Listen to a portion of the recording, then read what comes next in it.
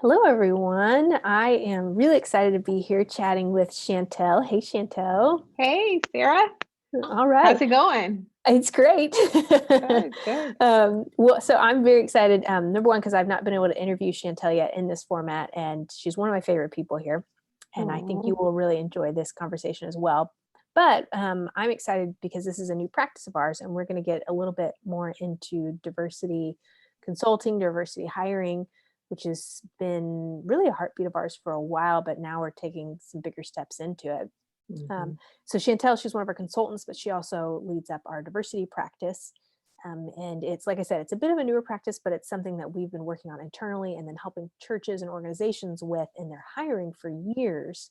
Hmm. And the reason we've made it a practice to do more consulting, not just hiring, is that we have really found, it's very interesting, we've really found that when our clients are hiring for diversity for the first time, so they're hiring someone that doesn't look like their congregation or doesn't look like the majority of their staff or their constituents or whatever the case may be, that a lot of times that hire doesn't work out.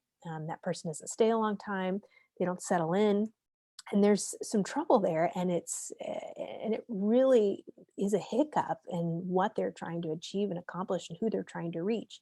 Hmm. So all of that has kind of led us to, all right, what have we learned and what do we see working and not working, and even personally, what have we seen working and not working at Vanderbloemen to this point. So I had a couple of questions that I wanted to ask Chantel and give her some feedback on that I hope that you guys will really find helpful. um, Chantel, if you mind, I'm going to dive right in with my first one. Yeah, go right ahead. So let's start with hiring. When so if I'm a pastor or I'm leading a nonprofit and I'm making a hire that is, let's say I'm a predominantly white church and I'm hiring a person of color for the first time, Hmm. maybe a Latino or someone who's Black. Um, what are a couple of the things that you have seen that make that person not stick? And let me be clear, you can hire someone and they don't stick for a myriad of reasons, but Hmm. that the organization, the church, is trying to move somewhere and this person was going to help them move and it didn't happen. What are a couple of those that you've seen? Yeah, so I would say two of the reasons. One would be, first of all, when the white church has invited a person of color to join their team, and not just to be a staff member, but to really be a part of that leadership decision making team where they're helping to move the organization more into a diversity um, looking staff or diverse in experience and thought. Well, if there's not a champion on the team that really helps that person of color to integrate into the existing culture of the organization, they typically will start to feel like maybe they're a token Mm, and maybe they're just someone who's there to kind of meet a quote unquote quota. And they have a hard time kind of really making headway with decisions and change management for that church or organization. So when that person of color starts to hit some roadblocks, they just feel like it's not worth staying, right? Because ultimately, most of the time people are going because they want to help to impact change. So when that doesn't happen, there's discouragement. As the Bible says, hope deferred makes the heart sick, right? So when that hope of seeing the change manifest doesn't happen, then people will tend to back away. mm, So not having a champion to really help them matriculate and be heard.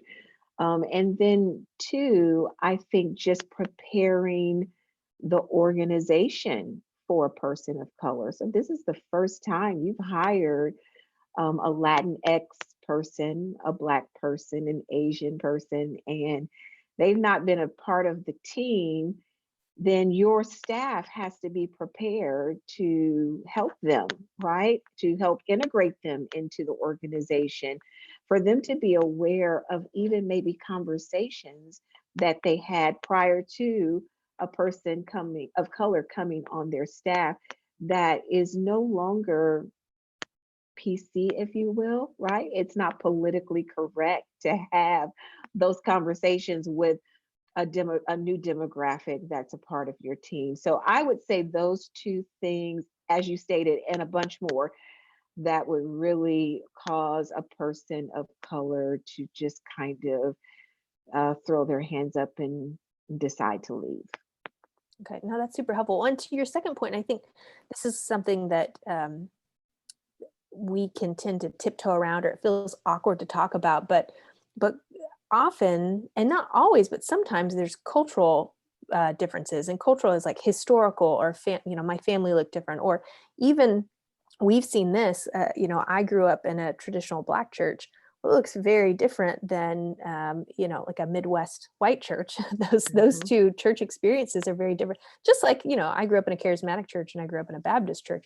Those feel very, very different. So it sounds like, to your second point, that that's some of it as well. Someone, the staff understanding the context of wholly of where someone's coming from. Yeah, absolutely.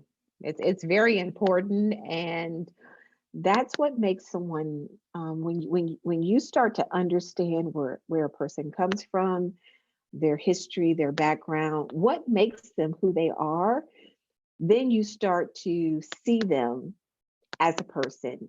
That's what the young people, I'm a little older, right? The young people say, like, do you see me, or am I seen, right? They want to know, you see me as an individual, not as a monolithic culture, and that I bring all of this diversity, all of this uniqueness to the table, and I'm bringing it to the table to help you and the organization diversify your team.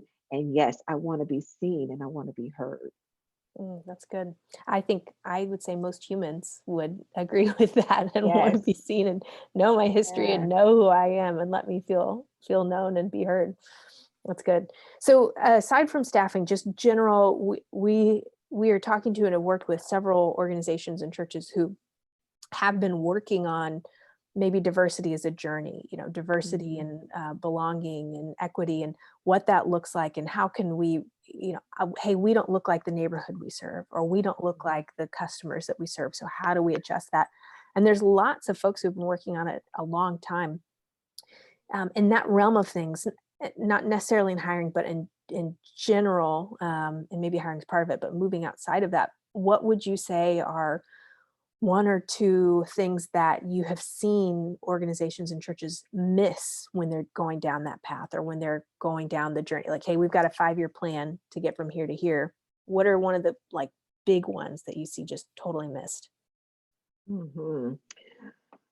Well, I think it's the unconscious bias, Mm, right? So as you're trying to move from point A to point B to, point F, and you're wanting to get down the road, sometimes our own biases will hinder the vision from going forward. And it's so subconscious, unconscious, that we don't recognize it. And that's where a lot of times you have to kind of have someone that's sitting at that table that's saying, okay, hold on, just wait a minute. When you say this statement, it means something totally different to a person of color. For example, in the Latinx community, there's lots of languages and different types of Spanish, and certain words in Portuguese might be different than in Puerto Rican language Spanish, right? And so you might say something and they're like, oh, I'm sorry, like that's offensive to me. But that's because the person didn't even understand that they had this language that was in them that would be offensive to someone else. So it's the unconscious bias, it's the understanding of what's kind of in me that I don't even know is there. It's the things that I might do or say that would trip someone up. Again, back to the first point, right? So I would really lean toward that being one of the biggest hindrances, because if we don't really understand what we're dealing with in our own um, consciousness, when our in our own way of doing and thinking, in our own lane of this is how things should be, when we're bringing that to the table and we say that this is the narrow path that we have to go and it doesn't work for other people, we have to be able to pivot and shift and open up our minds to new ideas. Do you think that that dealing with unconscious bias is so difficult for organizations just because it's so scary? It feels so vulnerable. Like the idea of myself uncovering, which I'll be honest, I've uncovered some over the last several months, which was shocking to me. But the Mhm. idea of uncovering that just feels so icky. Do you think that's what it is? It definitely is uncomfortable, right? It's because you sometimes don't know it's there. And so we say, if I'm Black, I say, oh, well, I have white friends. Or if I'm white, I say, oh, I have Asian friends, right? And we categorize it like that to say, look at me, I'm not biased in any way. I don't hold these ill wills against people that don't look like me or don't come from the same background. But when we pull the curtain back, when we pull the layers back, that's when we begin to find that there's something there that I didn't even know I had. It's like peeling back those layers of an onion, right? And you keep pulling back and you get more and more and more. And those things are definitely uncomfortable. They're hard. It's like looking in a mirror and not seeing what you like or seeing what you thought was actually there. And then it's not only you see it, now you're asking me to sit down and deal with it. And who wants to do that? Usually nobody, right? We just want to keep on going through life the way that it is. But oh, the beauty of when you do sit and allow those things that you see that are not pleasant, not just to you or others, but what's not pleasant to the Lord, that is bringing disunity to the body of Christ. When you sit down, you really want Him to do as the scripture says, like, search me, O Lord, and know my heart. And if there be anything that's unlike you, like, pull it out, get it out of me, dig it up. And that's what I think when we're dealing with this whole diversity conversation in Christian organizations and churches, that's really what we're asking the Lord to do, is to shine the spotlight, not that one is better than or worse than the other. It's just we want to be the best bride that we possibly can, so that we can attract those that don't know Christ to Him. And we do that by making our hearts pure and clean. And that can happen on our own. We need intervention. That's intervention of others that can help us, see ourselves, and intervention from the Spirit of God. Mm, that's so good. Yeah, search me and know me is probably one of the scariest Yeah. prayers that you can pray. Yes. Yes. Oh man. Okay, so if I am thinking about, if I'm an organization or church thinking about doing diversity consulting or hiring for diversity for the first time, or even I've been doing it and I want some outside eyes, what is the benefit of having us, or there's other people out there doing it, but having someone come in and give some our 2 cents, our opinions? Yeah, yeah, that's a great question. We say here around at Vanderbloemen, you don't know what you don't know, right? And the only way, like, one of our core values at Vanderbloemen is constant improvement. And so we are constantly learning, we are constantly growing, we pivot, shift often, and it is because we want to be as sharp as we can in serving Christian organizations and churches. And the only way we do that is continue to grow. And so for for an organization that is looking to diversify, it's easy to stay in your bubble and think that the people around your decision making table have all of the answers, but it's really beneficial to bring an outsider in because they see things that you don't see. For example, in your home, you might walk around every single day and there's this big black mark on the wall. And over time, you don't see it anymore because you pass by it every day, all the time, and you don't recognize it. And then you have a friend come over and they're like, girl, why you got that big black mark on your wall? Right? That's what it's like when you bring someone else into the conversation. They're like, okay, now I understand the dynamic. Now I see why you're not kind of moving forward in this vision of diversity. And so it's just like a coach. That's how I see it, right? That organizations like us, we come alongside Christian church organizations and churches to help them, like be a coach, cheer them on, give them a play, help them run the play, and make a plan, right? And that's what we do. We partner with them. We're not there to say, oh, you're doing all of this wrong. We just want to be able to help you analyze where you are and then give you a plan on how to get where you want to go, and then help you to put any, even staffing, right? Any personnel in place that can help you continue your next steps when we begin to pull back and allow you to move forward. That's good.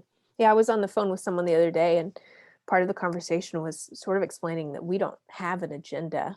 Our agenda is yours.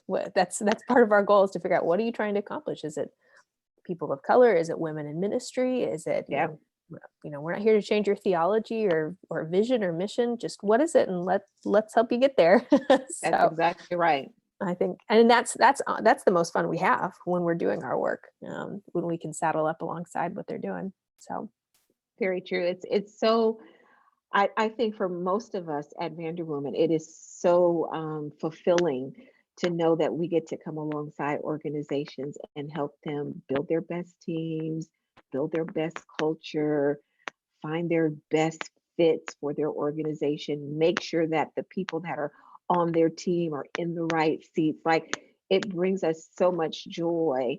And we like you said, we're not wanting to change someone's theology. We just want to help you be the best church, Christian organization, nonprofit that you can possibly be. yeah, that's awesome. Well, Chantel, this was really fun. Really interesting insights.